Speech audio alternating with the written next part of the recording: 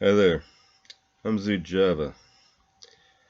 Tonight, I'd like to talk about the shooting that happened last night in Indianapolis. And about 11 p.m. last night, April 15th, 2021, some officers responded to a call of shots fired at the Fedex Ground Operations Center. I believe it's one of the largest Fedex centers in the country. Before arriving, the officers were made aware of an active shooter involved. The officers discovered a number of casualties and later found out that the shooter was also dead. I wasn't able to find out the name of the shooter, but the police weren't releasing his name just yet, and they weren't sure if he was an employee or not. There are 8 people who were unfortunately killed, or 9 deaths if you want to count the shooter who took his own life after his horrendous act. Plus, there were 7 people with other injuries. I believe 2 of them are still in the hospital. The others were able to be treated at the scene. The victims are believed to be employees, but because of all of them that have yet to be identified, they can't say for 100% certain that they are employees. There are a number of witnesses that are talking to the investigators at this particular time, and some people apparently were injured and drove themselves to the hospital. So there's a possibility of even more witnesses with a better recall of just what happened.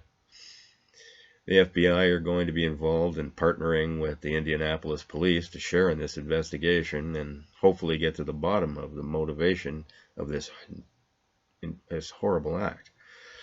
The police, as of yet, haven't ruled out 100% that someone else could possibly be involved in some way, but it seems highly unlikely. My take on this? Well, it's an absolute tragedy, and it's despicable that people get it into their heads that they should be able to take the life of other innocent people. It's unfortunate that the shooter is dead only because now it can just be speculation as to what their motives were. On the other hand, in my humble opinion, if anyone murders anyone and it isn't in the act of self-defense, then their ticket should be canceled.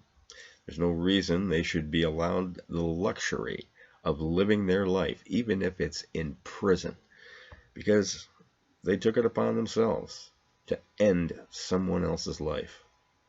Someone who hopes and dreams, and possibly a number of loved ones who will never be able to speak with them again or enjoy their company.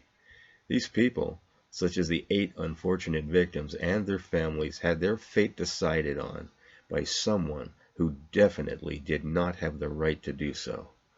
The act of murder, also being defended by others because of insanity, should never be allowed. Why? Well, because I just find it very convenient to come to the realization that you're insane after you commit a murder. Why didn't you get your insane carcass to a mental health expert in order to sort yourself out before? As a result of this topic, I'm not having a joke today. However, please like and subscribe as it really helps me out, and click the bell for notifications of more of my words of wisdom. I'm going to take a huge hit in the algorithms because of the reporting on this, so share my content on your social media because I get censored by all the usual suspects. And until later, have a Java on Zoot.